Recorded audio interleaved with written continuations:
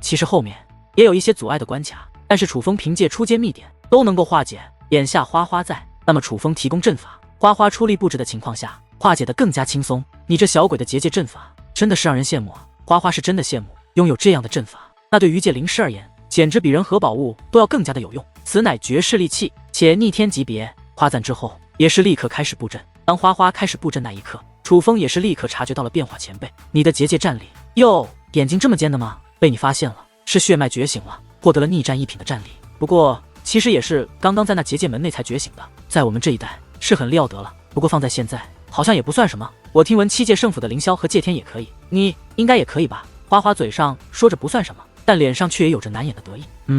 晚辈确实也可以。楚风道。花花笑了笑，他丝毫不意外。尽管他没见过凌霄和界天，但他坚信楚风的结界之术绝对在凌霄与界天之上，不可能有人比眼前这个小鬼更逆天了。如果真的有，他也只能想到一个人，但不是当代小辈，因为那是楚风的母亲。二者配合下，很快便来到了楚风所说的地方。此时的地宫已是极其宽阔，宛如一座地底世界，但前方却有一个庞然大物堵住了地底世界的去路。此物光芒璀璨，宛如明日坐落于此，但仔细一看，却又层层叠加而起，错综复杂的结构却又规整无比，无论大小还是那整齐程度以及形态，都宛如一座浩瀚城池。它还有一个入口，那道大门威严无比，但它也像是一个警告，此地不可擅闯。经过观察可以判定，破阵不能联手，只能一个人。若是有人踏入其中，这座阵法便会彻底运转。前辈，没骗您吧？是不是很凶险？楚风道。因为只是正常人都看得出来，此阵不可入。花花点了点头，旋即看向楚风。楚风，我想试试。听闻此话，楚风也是一惊，赶忙道：前辈，真的很危险，我知道，并且要进去之后才能寻得破解之法，所以你是无法帮我提供破阵的阵法图的，对吧？花花道：是，只能依靠自己，并且晚辈的破阵之法多半也是无用。晚辈觉得此阵考验的很多，极其复杂，晚辈也不确定，自然也没把握。楚风道。楚风说的是实话，楚风向来信奉一句话：富贵险中求，怕什么？干就完了。但重点是要有富贵才能冒险。楚风判断此地已经没有富贵，只剩下凶险了，那自然就没有冒险的必要。楚风，你没有经历过那个时代，你自然没有见过当初各方人马都想要踏入此地的场面。这座移动宫殿于我们而言有特殊意义，我有这个运气发现了它，恰巧是力量减弱的它，若不趁这个机会试试，我恐怕一辈子都会感到遗憾。花花说这番话的时候，目光一直盯着那座宛如巨城的磅礴大阵。楚风从他的目光中能够阅读出他那里的向往。前辈，既然如此，那你将这个拿着。楚风将一张传送符纸拿了出来，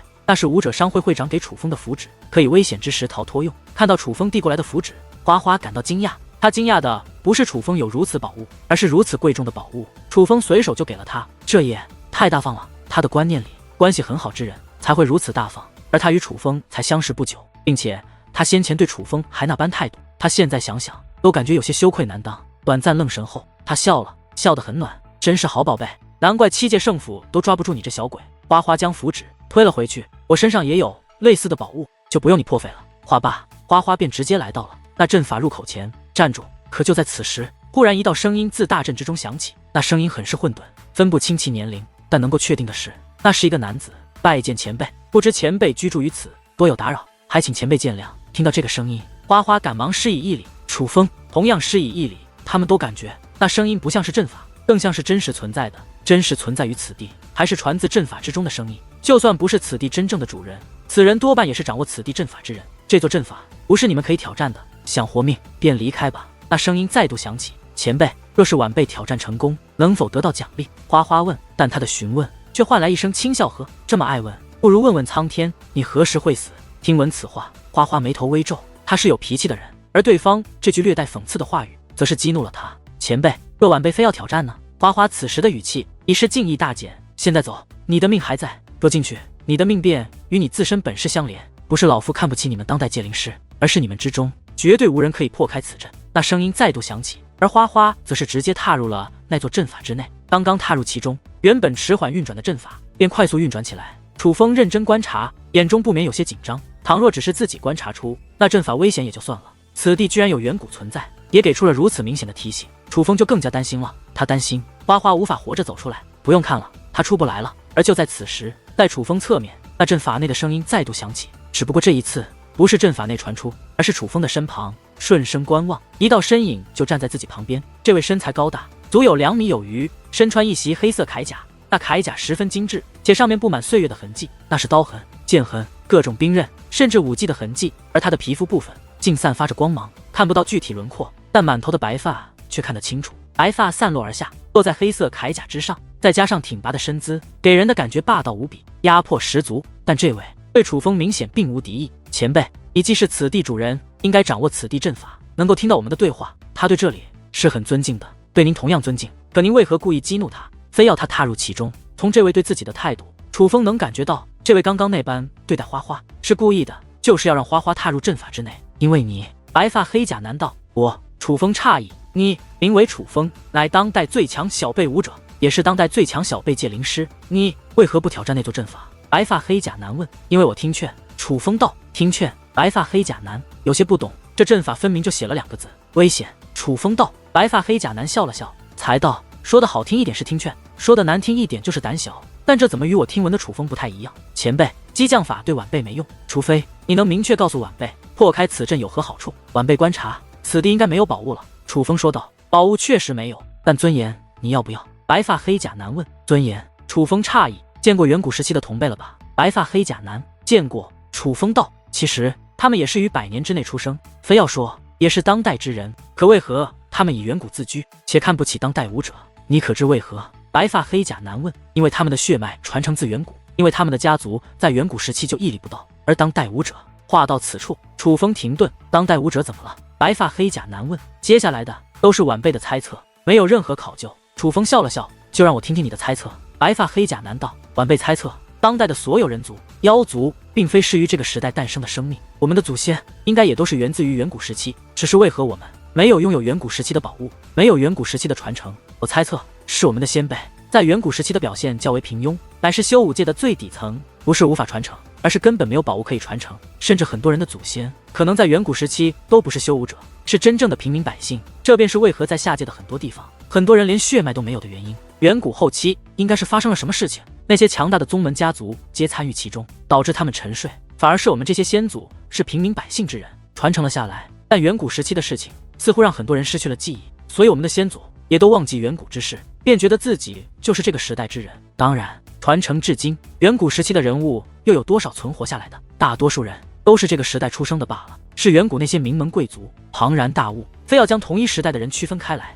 因为他们看不起我们。于他们眼中，我们能够占据这个时代，占据这浩瀚修武界，完全是因为他们陷入了沉睡。于他们眼中，我们不过是老虎不在山猴子称大王的猴子罢了。不，其实连猴子都不是，是蝼蚁。于他们眼中，我们依旧是远古时期的平民百姓，是最低贱的存在，是他们挥一挥手、吹一吹气都能让我们的家园飞灰烟灭的蝼蚁。我们不过是趁他们沉睡，拿到了他们的资源与宝物，才有了今日成就。但归根结底，不如他们高贵，不如他们强大。所以于他们眼中，我们不过是走运的平民，无法与他们相提并论。楚风话到此处，那位白发黑甲男竟拍起手来。楚风没有说话，而是一直盯着他。你这不是猜测，而是根据你所见所闻分析的。观察、分析本就是界灵师的基本功，你的基本功不错，我可以告诉你，你分析得很对，你的分析是正确的。所有生命诞生于太古，远古也不过是太古的传承，当代也同样是远古的传承，只不过每个时代都有纵横一方的强者，也有安稳生存的百姓。强者自然看不起百姓。白发黑甲男道。所以前辈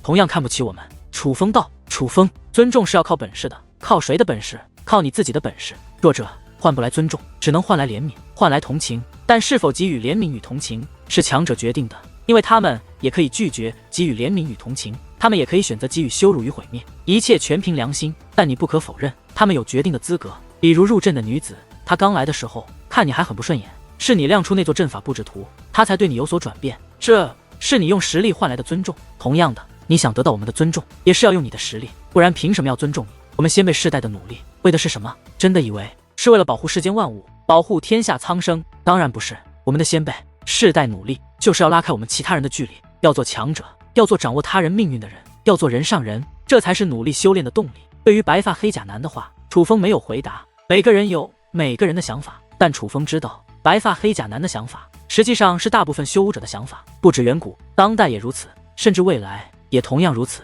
楚风，你想获得我的尊重，就去破解那座阵法。当然，若是你愿意去破，我可以让那个女子活下来。白发黑甲男此话说完，伸手打了一个响指，随后楚风注意到那阵法运转的速度开始加快。没过多久，阵阵痛苦的哀嚎便自阵法之内响彻。那正是花花的惨叫。前辈，放他出来吧。晚辈愿意进去。楚风不愿花花再受折磨，反正自己是不可能见死不救的，不如趁早将花花救出来再说。很好。白发黑甲男说话间，再度打了一个响指，而很快，那阵法之内一道身影飘了出来，正是花花。此时的花花并没有明确的负伤，但是状态却很是虚弱，他似乎更多的是受到了精神的刺激。前辈，楚风赶忙接过漂浮而出的花花，并且抓住花花的手腕，帮其稳定情绪。楚风，我还活着。花花看到楚风，其实已经确定自己安全了，只是他不知道为何他会从阵法内出来，不是说进入其中全凭本事，他怎么被放出来了？毕竟他根本无法破开那阵法。感谢这位后生吧，是他要代替你破阵，才破例给了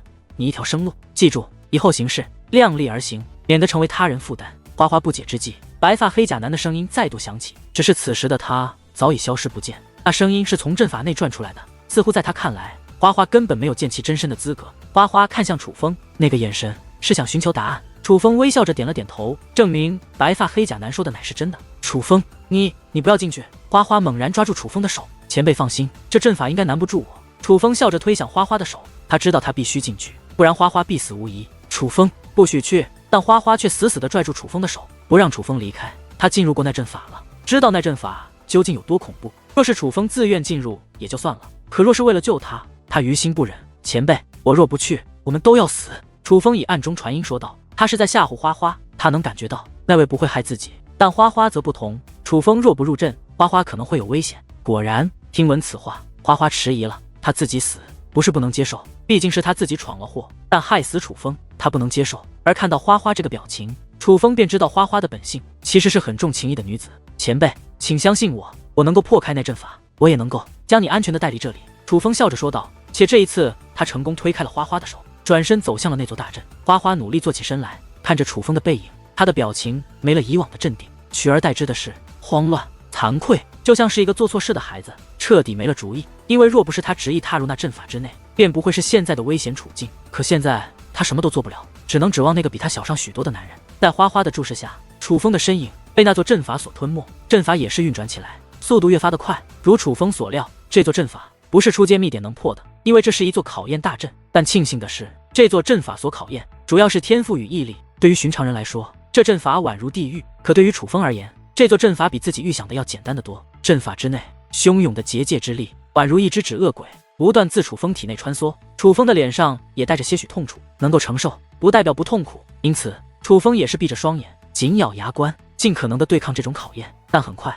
楚风睁开了眼眸，他发现尽管那阵法之力依旧如同风暴一般覆盖了此地，但却不再对自己发动进攻。很快，他知道了答案。那白发黑甲男自风暴深处走来，出现在了自己的视线之内。看来他是通过考验了，当代最强天才，果真名不虚传。楚风，你没有令我失望。尽管看不到白发黑甲男的面容，但楚风能够感受到他的目光，仿佛这个结果也正是他所期望的。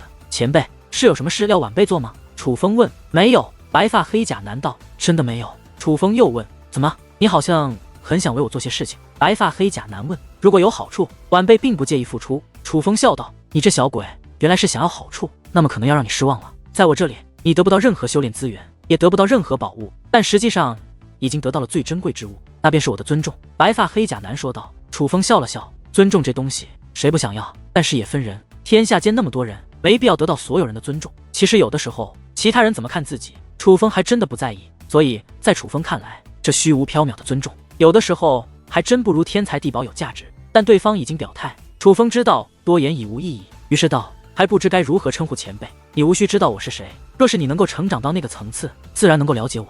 白发黑甲男道。那前辈是何层次？晚辈需要到达何种境界才能了解前辈？楚风问。白发黑甲男笑了笑，才道，你得到了界灵大帝的传承吧？楚风并未否认，对方既然这样说了，自然也就是看出了什么。当你的实力足够接近界灵大帝的时候，自然有资格了解我。至于现在，你们仍需努力，当代与远古的差距依旧很大。此话说完，周遭一切开始散去，一道大门浮现而出，那正是楚风踏入此地的大门。但那位白发黑甲男却向风暴深处隐去。楚风意识到对方是要离开，于是赶忙问道，前辈，那您可知道远古时期究竟发生了什么？第9天和您有所了解吗？这里的宝物又是什么？楚风接连问道。只是对于他的问题，白发黑甲男皆是没有回答。